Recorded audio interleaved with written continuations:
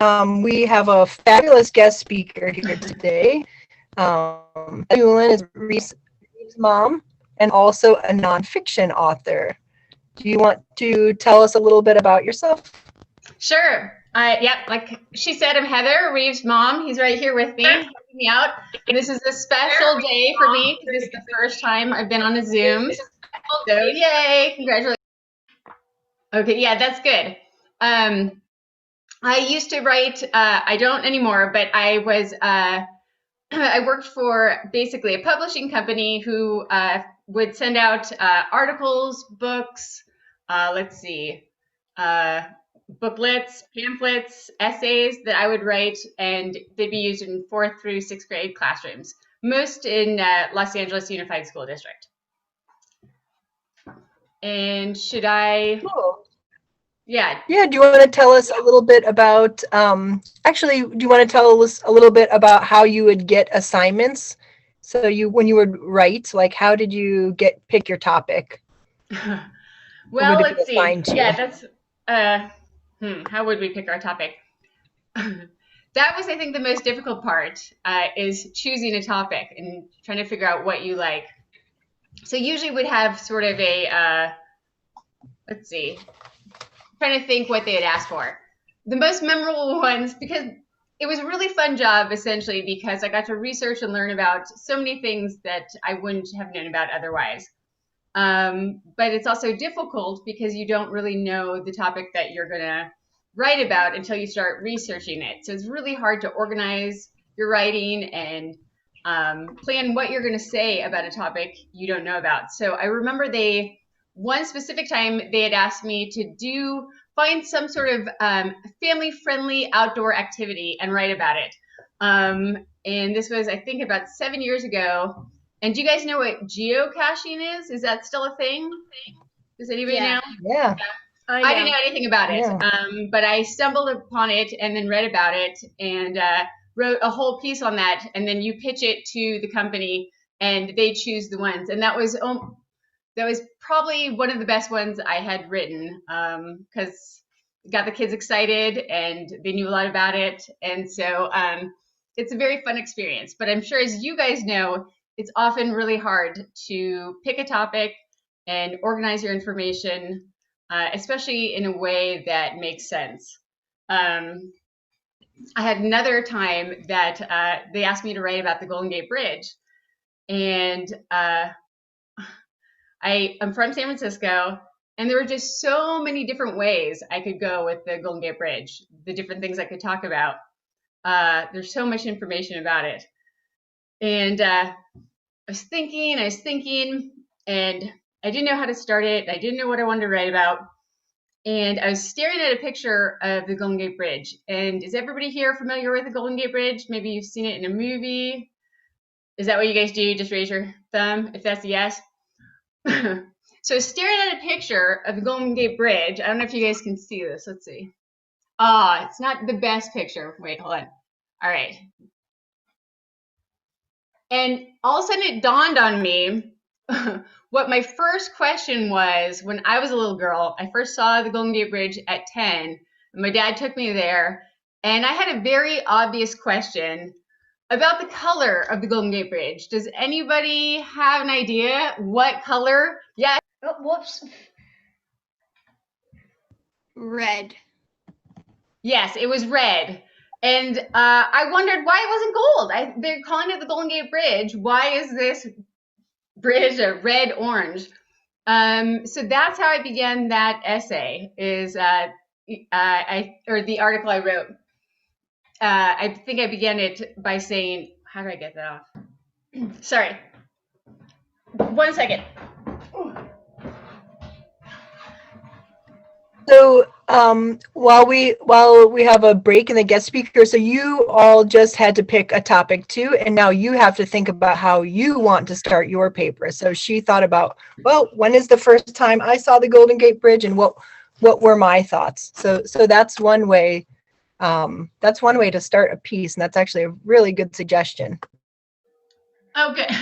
I'm glad. Yeah, it worked out. But then it also helped me frame, especially if you're doing a table of contents or you want to figure out the rest of the material for your article, knowing that I was going to start with the color and what it looked like, then that could be my entire piece is on like what it looked like. I could talk about the architecture and the structure and the views, and I could stay within that theme. And that would have sort of a more playful voice. It is lighthearted, but I could have gone in a totally different direction. And it would be equally as good, but with a different voice and a different sort of subtext and table of contents, where there's a lot of pickpocketers. Do people still say I feel like that's like a thing out of like Oliver Twist.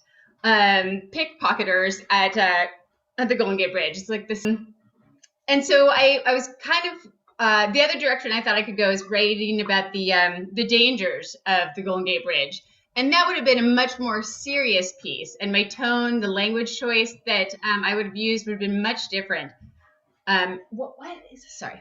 I'm so sorry. I should have done a practice Zoom before this. There's like notifications going off and I'm easily distracted. So I'm like, oh, look, a bright light. Oh, what's happening here? Heather, forgive me, students.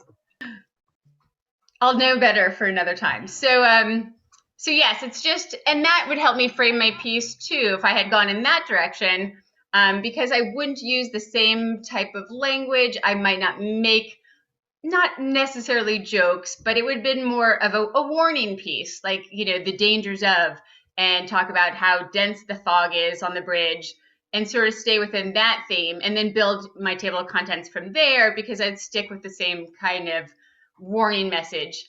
But I like to add a little humor in my writing, so I usually go for the more lighthearted topics. So I just think that's really interesting because the students are going to be thinking about how they want to subdivide they already took a really big concept and then they picked one idea in that concept to write their book about. And now they're coming up with more little subsections. And you're saying you actually would think about the theme or like the tone that you would want to write in when you would make those decisions too, not just what you were interested in. Exactly. Right? And who I was writing for. If it was, you know, meaning my audience. Usually it would be kids. And so you have that in your mind when you're writing. Who would want to read this and what would they enjoy hearing? Would they really want to hear about A, B, and C, whatever that might be? And so you kind of think like, what would a 10-year-old want to hear about? And sort of, so if you're writing to your, I think, are they doing mostly, it's instructional writing, informational? Mm-hmm. Yeah. Yep. So usually you go with what is the most interesting thing that I find. Same with the Golden Gate Bridge. A lot of people say, oh, it's an icon. And I said, no, it's orange. And people have been telling us it's gold. But I was just mistaken. Golden Gate Bridge is named for the waterway underneath. But I felt that that was the most interesting thing. So whatever you find the most interesting, lead with that. And you'll be able to build the rest of your piece from there. Because then you'll use other interesting things that sort of supplement the broader topic. Heather, can I ask you a question about structure in Sure. information? Because I think that's really hard. Mrs. Sukenik, right? When we talk about how we want to structure our text, like do we want to structure it as a compare and a contrast, or what we call boxes and bullets, which would be like just informational, you know, like kind of main idea and then sub details, or some people like to write informational text like on a timeline, especially if it's about a person, or like you could have written the Golden Gate Bridge on a timeline, right? You could have decided to structure it that way. So when kids are making their decision about how to structure their text, do you think that it makes sense? Like, do you make yourself stick to one structure, or could each chapter within your text have a different structure? And when do you decide what structure that is? Those are great questions. And Ryu and I were just talking about it last night because he wanted to change his topic again.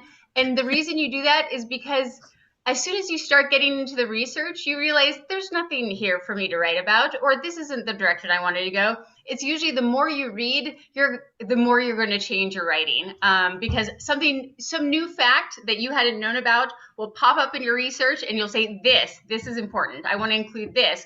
And that will change, and that's okay. it's not finished until it's finished and turned in. So you can edit and revise and change things around and change your table of contents, but it's good to have sort of a starting idea or a direction you think you want to go in.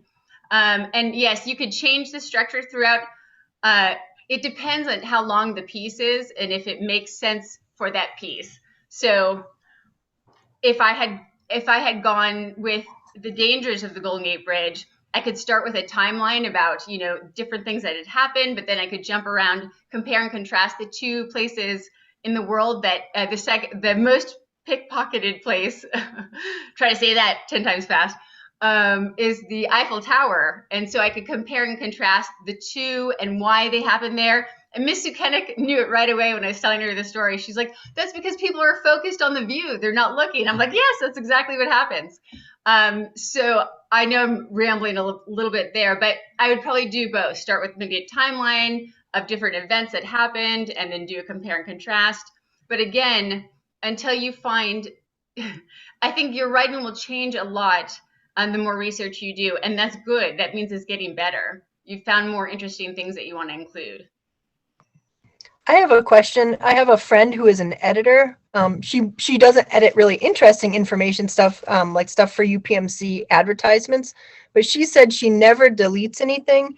And when she writes and writes and writes and writes. And if there's something that she'll at the top keep the part that she thinks she'll use, and she'll cut and paste to the bottom because sometimes she wants to go back and mine sentences. Exactly.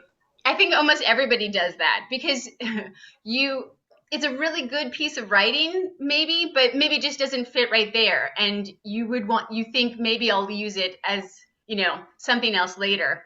And so yes, I keep everything. You obviously don't end up using everything. And sometimes you even forget what you have and it gets, falls by the wayside, wherever that mysterious wayside is. But I think it's great to keep a record, and you might not even use it for this piece of writing, but you'll use it for a future piece of writing too. I want to know how it feels when you have to delete stuff that you really like. How do you deal with that?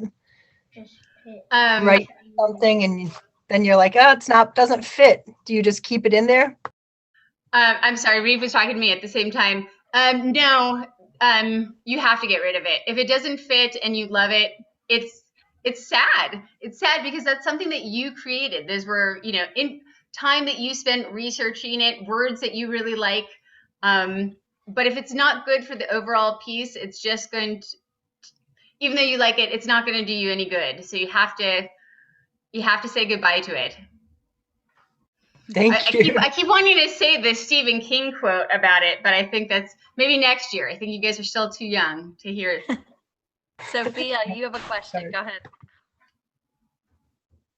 I have a comment. I understand the part where you sort of want to make it fun, because when I was writing our fun piece, I wrote mine about guinea pigs, and I added a fun side to it. So I made some questions in all capital letters. So it was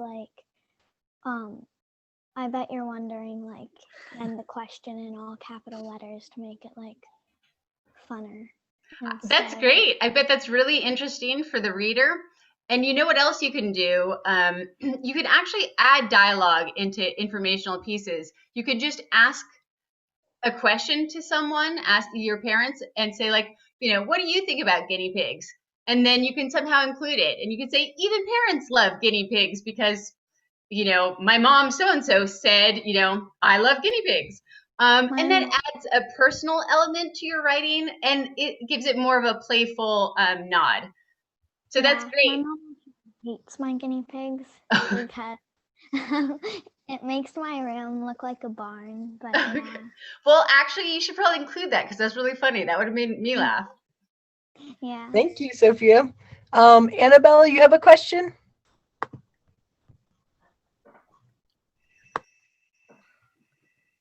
Kind of. Did you ever write about living stuff in your nonfiction writing? About what was it? Living stuff? animals or plants? Like, did you write stuff about that? No. No, I did do it. I wrote for English language learners, and we did some. Let's see. No, that wasn't even living stuff. It was a piece on. Do you guys have what is it called? What is it? The Great Garbage Patch? Is that what it's called?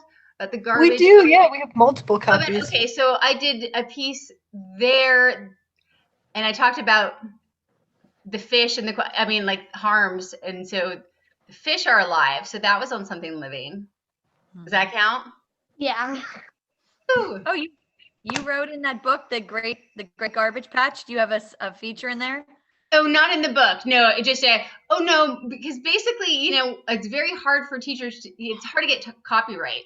So usually, if they couldn't get copyright to use it, or if it's too expensive, then they'd ask me to write on something, that they wanted to use, but they couldn't. So I was like the second fiddle. Oh, that's funny. That's a Yeah. sneaky go around. It's It kind of is. like us teachers recording whole audiobooks when they exist on Audible. Oh, right.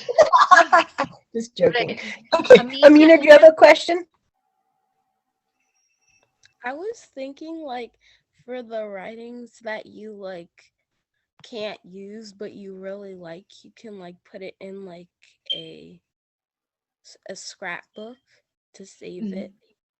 Absolutely. And, it's good to reflect on your initial writings, because sometimes something you love, you'll reread later and say like, oh, this was awful. Like, I can't believe I've improved so much as a writer. It's great to see how far I've come. Or you'll find it later and love it and say, I'm so glad I found this. It would be really great to use it in this type of writing. Or, and then you have less work to do because you already have something. But it's great just to keep track of your writing in general, so you can see the different things that you've written about and see how much you've developed as a writer. Because you will. The more you write, the better you get, just like with anything. Do you have any tips for nonfiction writing? What could make it better, and what you should do whenever you're writing? Kitty, that's a great question, because you got to start writing real soon, right, Kitty? I think be true to yourself in terms of, if it's not something that you're interested in writing, you're not going to be able to make it sound very good. And the reader will know that. The reader will know that whoever wrote this didn't even care that much about the piece, or didn't like it very much, because it won't be as fun for you to write, and readers can sense that. So change your topic. If you start writing on it, if it's not too late, and you realize that this is not something that you really want to learn about or care about, it's going to be really hard to write about it. I think that would be my biggest tip, is to, if it's interesting to you, it's going to be interesting to your reader. If you love it, they'll love it, because you'll be able to convey that in a way that they'll respond to. Does that make sense? I know I'm talking so fast. I'm from California, and it's like a Valley Girl accent, so you have to. I'll be better the next time. Heather, question for you, because I think one thing that's really hard, and fifth graders, let me know if you think this is hard too, but when you're writing information pieces and you do all this reading on a topic, so like when you were reading about the Golden Gate Bridge and you were doing all this reading on a topic, and then you had to write an original piece on Golden Gate Bridge, it's really hard to know which words are your words and which words are somebody else's words that were already used. And I always get really worried about plagiarizing. Like, wait, am I saying this, or is this a new idea? Is this my idea? Or this information, maybe I got it from Wikipedia, or maybe I got it from another book. So like, how do I put it together in a fresh way that I can call it my writing and not feel like I'm stealing someone else's writing? Can you give us any tips about that? That's a great question. That's something that every writer struggles with, especially because we're often taught to sort of get into another author's voice to help us find our own, like to read and to like really hear their words. So the best thing to do is, after you've compiled all your research and you look it over, put it away somewhere else. And, you can reflect on it later if you need to, but try to, and usually this is more for fiction writing too, but also just to find your own voice first by just writing something completely different. Write a quick letter to your mom. Dear Mom, I hated breakfast this morning. Just sort of like get something out of your system and then start writing about the topic. And so you have your own voice with your own thoughts reflecting on what you just read. And don't have those notes anywhere near you until you need to look at them again. Because then what will happen is you'll basically just be taking their words and sort of just changing the placement of them. It's pretty easy to do if your notes are pretty near you. Yeah. And you don't want to do that. So you think putting your notes away, and the only time you would like go back and look at your notes would be like if you had to check an exact number or exactly. a fact. Right. Or if you wanted to pull in a quote, or if you just didn't remember the next thing that you were going to talk about, then you look at your notes and reread them again. But also to stop often and just write one sentence that has nothing to do with what you are actually writing about, just real quick, just to find your own voice. Even if it's just, like I said, a note to your mom, or just say, hi, I'm Heather Newlin. I'm writing this, just so you can kind of get back into being you and not the you who has just, taken all this information and you're going to sound just like, them and use their words. Yeah, because we don't want to all sound like Wikipedia, right? We want to sound like our own authors. Right. Because that's what the reader wants. The reader wants to hear, the writer and get to know the writer and your opinions and thoughts and the way you convey the information, because I'm sure you guys all have a great style.